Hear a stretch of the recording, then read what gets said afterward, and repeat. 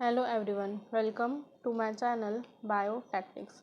आज हम cell biology में एक और इम्पॉर्टेंट टॉपिक के बारे में पढ़ेंगे, दैट इज़ एंडोमेम्ब्रेन सिस्टम। ठीक है, so let's break it down simply and visually. First of all we will do a quick revision of class. Yesterday हमने प्रोकैरियोटिक सेल के बारे में समझा था, यूकैरियोटिक सेल के बारे में देखा था। उसके बाद हमने सेल मेम्ब्रेन का मॉडल समझा था और आखिरी में सेल वॉल को देखकर कुछ क्वेश्चन सॉल्व किए थे। तो सबसे पहले प्रोकैरियोटिक सेल की रिवीजन करते हैं। सी, जब हम प्रोकैरियोटिक सेल की बात करें तब हमने देखा था कि ये बहुत स्मॉल रहते हैं और बहुत फास्टली मल्टीप्लाई करते हैं। It includes bacteria, cyanobacteria, blue green algae, mycoplasma, PPLO that is pleuropneumonia like organisms. But whereas eukaryotic cell की बात करें तो इसमें आता है प्लांट्स, एनिमल्स, फंगाई या प्रोटिस्ट, और protist is only the unicellular eukaryote. ठीक है, फिर हमने ये भी डिस्कस किया था that eukaryotic cell have membrane bound organelle whereas prokaryotic cell lack the membrane bound organelle. उसके बाद हमने देखा था कि प्रोकैरियोट सेल में सेल एनवलप मिलता है। ठीक है, cell envelope is tightly bound structure that consist of 3 things, जिसमें सबसे पहले आता है outermost glycocalyx, followed by cell wall and then cell membrane. फिर ग्लाइकोकैलिक्स का कंपोजिशन वेरी करता है। कुछ प्रोकैरियोटिक में हमको वो टफ मिलता है जिसे हम बोलते हैं कैप्सूल, और कुछ में वो लूज शीट की तरह प्रेजेंट होता है जिसको हम बोलते हैं स्लाइम लेयर।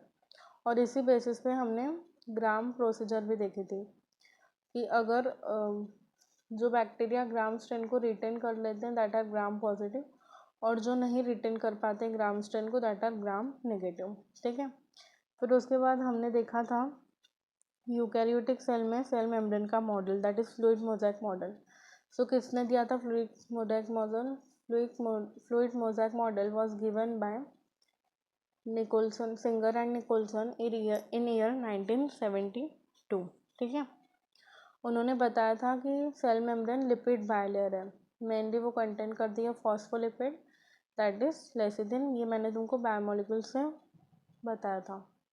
ठीक है, फिर इसके बाद हमने देखा था कि सेल मेम्ब्रेन का क्या क्या फंक्शन होता है। तो सबसे पहले तो जो उसका मोस्ट इम्पॉर्टेंट फंक्शन है वो है ट्रांसपोर्ट ऑफ मॉलिक्यूल। क्योंकि मेम्ब्रेन सेमी परमेबल रहती है तो वो सब मॉलिक्यूल्स को हेल्प करती है to cross the plasma membrane.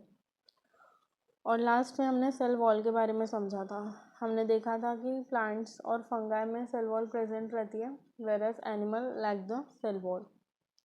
Cell wall help in protection. It also gives shape to cell and prevents the bacteria from bursting. ठीक है, प्रोकैरियोटिक्स में। सो आई होप तुमको कल की सारी चीज़ें अच्छे से याद हो गई होंगी। रिवीजन बहुत इंपॉर्टेंट है, तुम भी इसी तरह हर क्लास को रिवाइज करते रहना। फिर इसके बाद हम देखेंगे कि आज हम क्या देखने वाले हैं। So let's explore today endomembrane system, उसके स्ट्रक्चर एंड कंपोनेंट्स। फिर हम देखेंगे role of endoplasmic reticulum, Golgi apparatus, lysosomes and vacuoles. और आखिरी में हम एक छोटा सा समरी देखेंगे, कुछ की पॉइंट्स को फिर रिवाइज करेंगे और देन कुछ क्वेश्चन सॉल्व करेंगे। तो आई होप तुमको आज की क्लास का रोड मैप समझ गया होगा। तो सबसे पहले तुम्हें समझना होगा कि एंडोमेम्ब्रेन सिस्टम है क्या। सी, एंडोमेम्ब्रेन सिस्टम में मेम्ब्रेन बाउंड ऑर्गेनल्स होते हैं। ठीक है, जैसे एंडोप्लाज्मिक रेटिकुलम जिसको हम ईआर भी बोलते हैं, Golgi body, lysosomes and vacuoles. वैसे तो हर कोई अपना अपना फंक्शन करता है, बट एट सम पॉइंट इन चारों के फंक्शंस ना कहीं लिंक करते हैं। तो इसलिए ये कोऑर्डिनेटेड वे में फंक्शंस परफॉर्म करते हैं और एंडोमेम्ब्रेन सिस्टम फॉर्म करते हैं। बट जब हम माइटोकॉन्ड्रिया, प्लास्टिड, पेरोक्सिसोम इनकी बात करें तो ये फंक्शन सेपरेटली करते हैं और इनके फंक्शंस रिलेटेड नहीं रहते एक दूसरे से, इसलिए they are not the part of endomembrane system. ठीक है, तुमको ये भी समझना होगा कि एंडोमेम्ब्रेन सिस्टम एक फैक्ट्री की तरह है जहाँ पे हर एक फंक्शन सीक्वेंस में परफॉर्म होता है। सबसे पहले प्रोडक्शन होता है, फिर पैकेजिंग होती है, और फिर आखिरी में ट्रांसपोर्ट होता है। तुम इसे पीपीटी से याद रख सकते हो, ठीक है। अब सबसे पहले हम लोग एंडोप्लाज्मिक रेटिकुलम के बारे में पढ़ेंगे और फिर Golgi body, lysosomes and vacuole, इनके भी फंक्शंस देखेंगे, ठीक है। सो देखो, अब हम सबसे पहले समझेंगे एंडोप्लाज्मिक रेटिकुलम के बारे में, दैट इज़ ईआर। ये टाइनी नेटवर्क है ऑफ ट्यूब्यूल लाइक स्ट्रक्चर जो कि साइटोप्लाज्म में प्रेजेंट होता है, ठीक है। ये एज ए नेटवर्क प्रेजेंट होता है, इसलिए ये डिवाइड करता है साइटोप्लाज्म को दो स्पेसेस में। जो इनसाइड ईआर रहती है उसको बोलते हैं हम ल्यूमिनल, और जो बाहर की तरफ रहती है ना उसको बोलते हैं एक्स्ट्रा ल्यूमिनल, ठीक है। फिर जो ईआर रहता है, एंडोप्लाज्मिक रेटिकुलम रहता है, वो बना रहता है 3 स्ट्रक्चर। ये आउट ऑफ एनसीईआरटी है, पर एक बार ऐसे ही देख लो। जो सबसे बाहर वाला स्ट्रक्चर रहता है उसको हम बोलते हैं सिस्टर्नी, ठीक है। इनका सिंथेसिस में रोल होता है, ये जो तुम देख रहे हो ना, दिस आर सिस्टर्नी, ठीक है। फिर वेसिकल्स भी मिलती हैं, ये मेम्ब्रेन बाउंड रहती है, और ट्यूबल्स रहते हैं जो कि इन्वॉल्व होते हैं इन सिंथेसिस, ठीक है, involve in lipid synthesis. Sorry, मैं लिखना भूल गई, it is involve in lipid synthesis, ठीक है। फिर अब तुम यहाँ पे देख सकते हो ये डायग्राम में कि ये ईआर है, इस पर राइबोसोम्स प्रेजेंट है, इसको हम बोलते हैं रफ ईआर। और ये जो ईआर है ये स्मूथ दिख रहा है, इसमें कोई भी राइबोसोम प्रेजेंट नहीं है। So this is smooth endoplasmic reticulum, ठीक है। दैट इज एंडोप्लाज्मिक रेटिकुलम के भी दो टाइप्स होते हैं। सबसे पहले होता है rough ER, that is rough endoplasmic reticulum, और दूसरा होता है स्मूथ एंडोप्लाज्मिक रेटिकुलम। जो रफ एंडोप्लाज्मिक रेटिकुलम रहता है ना, उसके ऊपर राइबोसोम्स प्रेजेंट रहते हैं, तुम देख सकते हो यहाँ पे। और क्योंकि इसमें राइबोसोम्स प्रेजेंट रहते हैं तो इसका मेन रोल होता है प्रोटीन सिंथेसिस में, ठीक है। मेरा जो स्मूथ एंडोप्लाज्मिक रेटिकुलम है ना, इसमें राइबोसोम्स प्रेजेंट नहीं रहते हैं, एब्सेंट रहते हैं, इसलिए ये स्मूथ दिखता है अपीयरेंस में। ये लिपिड सिंथेसिस के काम में आता है। एनिमल सेल में it also synthesize steroidal hormone जो कि लिपिड लाइक रहते हैं, और डिटॉक्सिफिकेशन ऑफ ड्रग्स में भी ये इसका मेजर रोल है, ठीक है। फिर अब हम एंडोप्लाज्मिक रेटिकुलम के फंक्शन की बात करें तो उनका जो मेन फंक्शन रहता है that is transport of substances, ठीक है। और एनसीईआरटी की समरी में दिया हुआ है कि इट अल्सो सिंथेसाइज प्रोटीन की सिंथेसिस करता है, ग्लाइकोजन की सिंथेसिस करता है, ठीक है, और लिपोप्रोटीन की सिंथेसिस करता है। आई होप तुमको समझ में आ गया होगा एंडोप्लाज्मिक रेटिकुलम और उसके फंक्शंस, ठीक है। Now we will see second one, that is Golgi apparatus, या गोल्जी बॉडी या फिर गोल्जी कॉम्प्लेक्स, तीनों में से तुम कुछ भी उसको बोल सकते हो। तो देखते हैं। सी, जब हम गोल्जी एपरेटस की बात करते हैं ना, तो इसको फर्स्टली ऑब्जर्व किया था कैमिलो गोल्जी ने near nucleus in a nerve cell, ठीक है, of cat.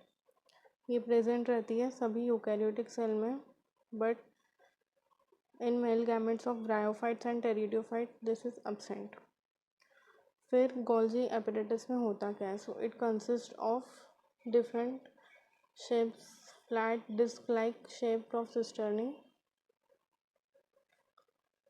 Flat disc shape के सिस्टर्नी इसमें मिलते हैं, ठीक है। वेरिड नंबर ऑफ सिस्टर्नी हमको मिलते हैं अलग अलग सेल्स में। प्लांट्स में जो गोल्जी रहता है ये फॉर्म्ड होता है अनकनेक्टेड यूनिट जिसको हम डिक्टियोजोम बोलते हैं, ठीक है, ये इंपॉर्टेंट है, ठीक है। फिर ये अरेंज रहते हैं near the nucleus with concentrically cis forming या कॉन्वेक्स फेस और डिस्टिंक्ट कॉन्केव ट्रांस या मैचुरिंग फेस। देखो सपोज ये गोल्जी एपरेटस है, तो ये जो है ना ये इसकी सिस्टर्नी है, this are called as cisternae. अब अगर हम एक सिस्टर्नी को यहाँ पे लेके देखें ऐसे, तो ये वाला जो उसका फेस है this is trans face, maturing face. और ये वाले की बात करें तो दिस इज सिस या फिर फॉर्मिंग फेस, ठीक है। तुमको बेसिक स्ट्रक्चर समझ गया। और हाँ, इनका जो डायमीटर रहता है that is 0.5 micrometer to 1 micrometer cisternae का। समझ गए यहाँ तक कि कैसे उनका अरेंजमेंट रहता है। सो अब चलो हम देखते हैं उसके फंक्शंस के बारे में कि गोल्जी एपरेटस के क्या क्या फंक्शंस रहते हैं। So let's see that. सो देखो, जो गोल्जी एपरेटस रहता है ना, उसका मेन फंक्शन रहता है मटेरियल को पैक करना और उसको फिर सेंड ट्रांसपोर्ट करना, ठीक है। और इसके साथ ही साथ ये इम्पॉर्टेंट साइट है ग्लाइकोप्रोटीन्स और ग्लाइकोलिपिड्स की फॉर्मेशन करने के लिए, ये इम्पॉर्टेंट है। सो अब जो मटेरियल्स पैक्ड होते हैं वो फॉर्म्ड होते हैं इन द फॉर्म ऑफ वेसिकल्स और फ्यूज़ करते हैं विद द सिस फेस, ठीक है। यहाँ से ऐसे पास्ट होते हैं वो, तो वो फ्यूज़ करते हैं विद द सिस फेस और फिर कुछ उनमें चेंजेस होते हैं और देन वो मूव करते हैं towards the trans face and maturing face और वो रिलीज हो जाते हैं आउट इन द सेल, ठीक है। फिर जो प्रोटीन्स होते हैं जो राइबोसोम सिंथेसाइज करता है ईआर में, दैट इज़ आरईआर में, वो मॉडिफाइड होते हैं इन द सिस्टर्नी। यहाँ पे उनका मॉडिफिकेशन होता है प्रोटीन्स का सिस्टर्नी में। और फिर वो भी बिफोर मॉडिफाइड कब होते हैं वो, जब वो ट्रांसफेस से निकले उससे पहले उनका मॉडिफिकेशन हो जाता है और फिर उसके बाद वो रिलीज हो जाते हैं बाय द ट्रांसफेस। तो ये कुछ फंक्शंस है गोल्जी एपेरेटस के। सो आई होप तुमको यहाँ तक एंडोप्लाज्मिक रेटिकुलम और गोल्जी एपेरेटस अच्छे से समझ गया होगा। अब हम देखते हैं आखिरी के दो organelle that are lysosomes and vacuoles. तो देखो, जब हम लाइसोसोम्स की बात करते हैं तो ये सिंगल मेम्ब्रेन बाउंड ऑर्गेनल रहते हैं। अगर तुम ऐसा सेल देखोगे ना तो उसमें ऐसे लाइसोसोम्स मिलेंगे। ये फॉर्म्ड होते हैं by the packaging of Golgi apparatus, ठीक है। फिर ये कंटेन करते हैं, मतलब ये रिच रहते हैं हाइड्रोलिटिक एंजाइम्स, हाइड्रोलिसिस। ये कैटेलाइज करते हैं केमिकल बॉन्ड की formation using a water molecule, ठीक है। जैसे हो गया कार्बोहाइड्रेजेस, न्यूक्लियसेस एंड प्रोटीन, ठीक है। फिर ये एक्टिव रहते हैं अंडर एसिडिक पीएच। अगर एसिडिक पीएच नहीं रहेगा तो ये लोग फंक्शन नहीं करेंगे, और एसिडिक पीएच मतलब लेस देन 7 का पीएच, ठीक है। फिर ये कैपेबल रहते हैं of digesting proteins, carbohydrates and nucleic acid. Sometimes ये खुद को ही डैमेज कर लेते हैं, मतलब सेल्स को ही डैमेज कर लेते हैं। तो इसलिए इनको सुसाइडल बैग्स भी बोला जाता है, मतलब ये कभी कभी सेल को ही डाइजेस्ट कर लेता है, ठीक है। फिर जो लास्ट ऑर्गेनल है हमारी एंडोमेम्ब्रेन सिस्टम का, ये वैक्यूल है, ठीक है। ये प्रेजेंट रहता है only in plant cell, animal cells में हमको वैक्यूल नहीं दिखता है, ठीक है। फिर ये मेम्ब्रेन बाउंड स्पेस है जो कि प्रेजेंट रहती है in cytoplasm of plant cell. अब वैक्यूल में क्या क्या होता है, so it consist of water, sap, excretory substances जो कि यूजफुल नहीं रहते हैं फॉर द सेल। अब हमने बताया कि मेम्ब्रेन बाउंड स्पेस है, तो ये बाउंड होती है बाय सिंगल मेम्ब्रेन जिसको हम बोलते हैं टोनोप्लास्ट, और ये ऑक्यूपाई करती है up to 90% volume of the cell, ठीक है। टोनोप्लास्ट है site for passage of number of ions, मतलब टोनोप्लास्ट की हेल्प से हम नंबर ऑफ आयंस ट्रांसपोर्ट कर सकते हैं और others material into the vacuole, but against the concentration gradient, that is low concentration to high concentration. तो अब हमने वैक्यूल्स का रोल अच्छे से समझ लिया। अब तुम्हारी एनसीईआरटी में टाइप्स ऑफ वैक्यूल दिए हुए हैं। दो टाइप के वैक्यूल्स बनते हैं, जो पहला है वो है कॉन्ट्रेक्टाइल वैक्यूल और जो दूसरा है वो है फुड वैक्यूल। जो कॉन्ट्रेक्टाइल वैक्यूल रहता है वो हमको अमीबा में मिलता है, ठीक है। वो हेल्प करता है एक्सक्रीशन में और ऑस्मो रेगुलेशन में, मतलब वाटर का बैलेंस, वाटर एंड सॉल्ट का बैलेंस। और फूड वैक्यूल हमको मिलता है प्रोटिस्ट में, it engulfs the food particles. So I hope तुमको यहाँ तक सारी चीज़ें समझ में आ गई होगी। अब हम एक क्विक समरी देख लेते हैं एंडोमेम्ब्रेन सिस्टम की। सो जो एंडोमेम्ब्रेन सिस्टम रहता है इसमें सबसे पहले एंडोप्लाज्मिक रेटिकुलम हेल्प करता है इन ट्रांसपोर्ट ऑफ सब्सटेंसेस। ये सब्सटेंसेस को ट्रांसपोर्ट करता है गोल्जी कॉम्प्लेक्स में। गोल्जी कॉम्प्लेक्स पैक करता है मटेरियल्स को और फिर उसको सेल के बाहर भेज देता है, या तो लाइसोसोम्स में, ठीक है। सो ये सब एक साथ फंक्शन करते हैं, कोऑर्डिनेटली फंक्शन करते हैं, इसलिए इनको एंडोमेम्ब्रेन सिस्टम बोलते हैं। सो आज का टॉपिक यहीं कंप्लीट होता है। अब हम कुछ क्वेश्चन सॉल्व कर लेते हैं। See NCERT quiz. The first question is which is not the part of endomembrane system. Endomembrane system का क्या पार्ट नहीं है? Endoplasmic reticulum, Golgi complex, mitochondria या लाइसोसोम्स। सो क्या तुम बता सकते हो correct answer? The correct answer will be C, mitochondria, क्योंकि इसके फंक्शन कोऑर्डिनेटेड नहीं रहते हैं दूसरे ऑर्गेनल्स के साथ। Now second question, which of the following cell organelle are named after the name of discoverer. मतलब किसकी डिस्कवरी, कौन से सेल ऑर्गेनल की डिस्कवरी के बाद उसका नाम दिया गया? गोल्जी कॉम्प्लेक्स, ER, DNA या वैक्यूल। तो हमने पढ़ा था कि कैमिलो गोल्जी ने देखा था स्ट्रक्चर नियर द न्यूक्लियस और उसके बाद उसका नाम पड़ गया Golgi body. So the correct answer will be A. फिर थर्ड है RER सिंथेसाइज, मतलब रफ एंडोप्लाज्मिक रेटिकुलम क्या सिंथेसाइज करता है? प्रोटीन्स, लिपिड्स, स्टीरॉइड्स या all of this. So the correct answer will be proteins, क्योंकि वहाँ पे राइबोसोम्स मिलते हैं that are actively synthesizing proteins. Now next question पूछ रहा है lysosomes are dash vesicular structure form by process of packaging in dash, membrane bound, Golgi apparatus, non membrane bound, ER, non membrane bound, Golgi या none. तो इसका correct answer होगा lysosomes are membrane bound vesicular structure form by process of packaging in Golgi apparatus। फिर fifth question है incorrect pair is ER, RER and SER, Golgi suicidal bags, lysosome hydrolytic enzymes या ribosomes protein synthesis. तो यही suicidal bag lysosomes होते हैं, ठीक है। Now next question. तो देखो अभी ये असर्शन रीजन का क्वेश्चन है। असर्शन बोल रहा है Golgi mainly perform the functions of packaging material, और रीजन बोल रहा है materials to be packed in the form of vesicle fuse with the trans face. Option 1 says assertion is correct, reason is incorrect. Option B says assertion is incorrect but reason is correct. Third option बोल रहा है assertion is correct and reason is the correct explanation. और fourth option बोल रहा है assertion is correct and reason is incorrect explanation.